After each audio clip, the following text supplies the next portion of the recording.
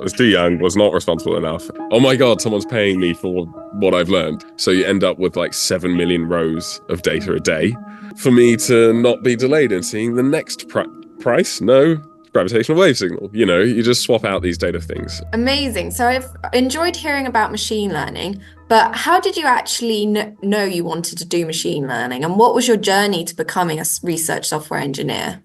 It's not a normal route, let's put it that way, that I've taken to get here. I've always been very interested in computers and programming, but yeah, I didn't really know what I wanted to do and wasn't mature enough to have decided by that point. Essentially, I didn't do well in my A levels. I was too young.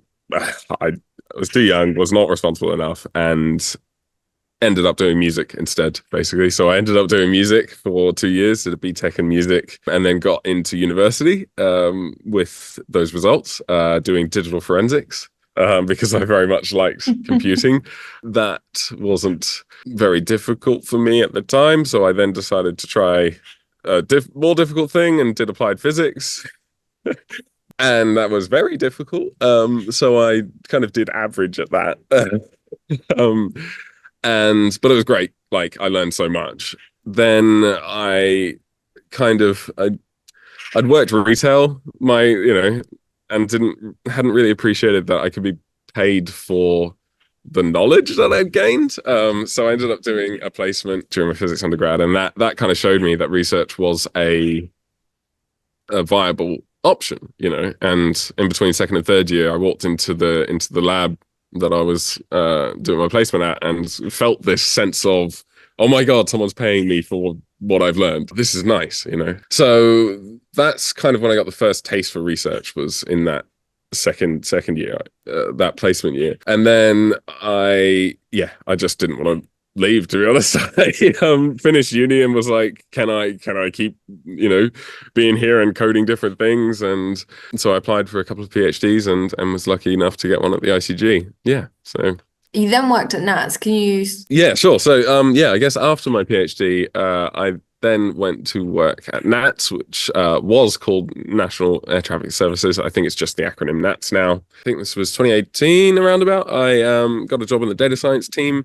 So what they did wasn't necessarily data science at the time. It was data curation, I would say. And they get raw data and basically run a bunch of SQL queries, or transformations on this data and put it into a database in a usable format for analysts to use. Now, what was this data? It was aircraft radar data, basically. And yeah, so I joined the data science team, ended up being part of that pipeline process and data curation process, which is much what I was describing before about RSE, is analysts will need to analyze, this aircraft data, but they'll need people like us to put it in the right format for them to actually do anything with it. So yeah, I spent 2 or 3 years at NATS and learned a lot there, to be honest, around pipelining, data management, pipelining, transformation, and also big data. They have some really interesting problems. For instance, I think I remember there was like 6,000 flights a day and you get an entry basically every 4 seconds. So you end up with like 7 million rows of data a day. So if you're having to analyze, and that's just for the UK, obviously, right? So if you're having to analyze data for months or a year or something, that can get quite large quite quickly, and we're quite lucky at the university that we've got computing resources, but other companies don't necessarily have that amount of computing as well. So there were some really interesting big data problems that had to be solved there. Yeah, just to even start analyzing some of this data. There was a lot of reorganization at NATS at the time, and then COVID happened, and I didn't necessarily know what I wanted to do with my career at the time. There was a lot of furlough going on, so we got furloughed for quite a lot of that time as well, because planes weren't flying. So I ended up also taking a sabbatical and 6 months to a year, and then came back to the ICG as an RSE. Yeah, and enjoying it. Right. So what are you doing during that year?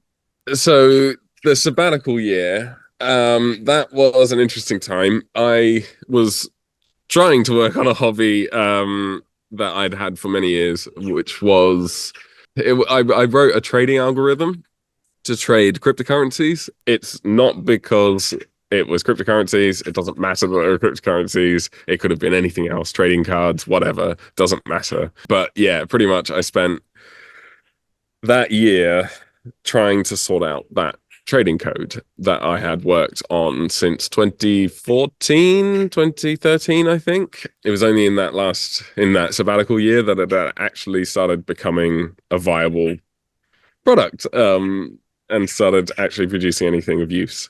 So that was good. So you mentioned that you were trading cryptocurrencies.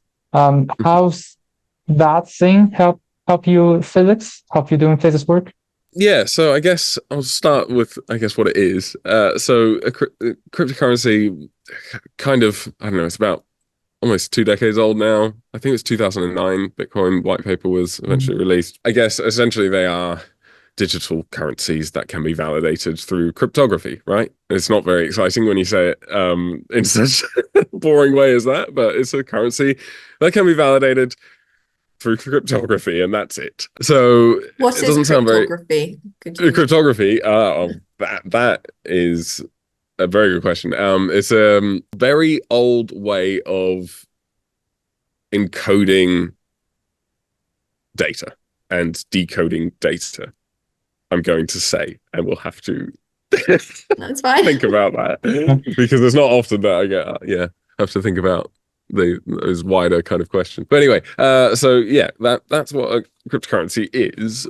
But I guess the question is, how did that help me in my job? Because I had a goal, which was essentially buy and sell this thing on the computer. That really helps me code. But it's not only that. It's not only the motivation to do it. It's all of the other parts around it, right? That also help to even interface and sell one of these things, a crypto, a Bitcoin, whatever, to sell any of this cryptocurrency in a automated way using programming. You have to interface with many different things, basically. So, you have to decide on a programming language to write it in. You have to then connect to a website that has the prices. You then have to get all of those prices in and make sure they're all accurate and make sure they're up to date and make sure that your program isn't slowing down, and you then have to make sure that especially if you're watching multiple markets or, multiple prices at the same time, you can't have this in a CPU sequential fashion. Like I was saying before, you can't have, let's check price 1, then price 2, then price 3. No, we've got to do this in a parallel way. You've got to have all of these prices being checked at the same time as quickly as possible, So there's a lot of considerations as to what you have to do with this data, when you have to do it, how you have to treat it, how accurate you have to be, when you have to be accurate, when you can, give up some of that accuracy. There's a lot of considerations in writing a piece of code like that. And all of those considerations translate across to my job, basically, now. Because, yes, it's not prices, that I'm looking at. It's gravitational wave data, it's signals coming in. And how accurate do I need to look at those? How accurate does a calculation need to be for me to not be delayed in seeing the next price? No. Gravitational wave signal, you just swap out these data things. It's obviously that it's not as easy as that. There's a bit more nuance around it, and the science matters. You can't just swap out the data and that's it. But some of these extracurricular tasks can really help, because especially if you are able to get the skills and translate them across, basically. So then, what should our subscribers invest every last penny in right now? And that's what I would recommend that everyone invest in to be millionaires. Well, thank you so much for your financial advice, and I'm sure the Field of View team will now become millionaires in the future. But now it's time for the best part of the show, my random question. I know you love Lego, so can you tell me how many Lego sets you have built? Oh, bought or built? I'm gonna go bought. Too many. Built, not enough. Yeah, let's leave it there. Fair enough. I'm assuming it'd be an embarrassing answer then. Oh yes, genuinely. It's at the point where I was very poor growing up, and I didn't get Lego, so now I'm making up for it. But now it's at the point where it's like, if people come round, like work people, we have to cover it up. Like close the door. It's not like a Lego bad. room. Yes. It's got other things in it. A computer and but pretty much, yeah. Yeah. Great. So Susanna, Tian, and I are all PhD students here. What was your PhD experience looking back? And do you have any advice for us to help us? Yeah, so I think the advice that I would have is, I mean, I didn't have the easiest PhD experience, and ended up changing some of my research topic halfway through, kind of.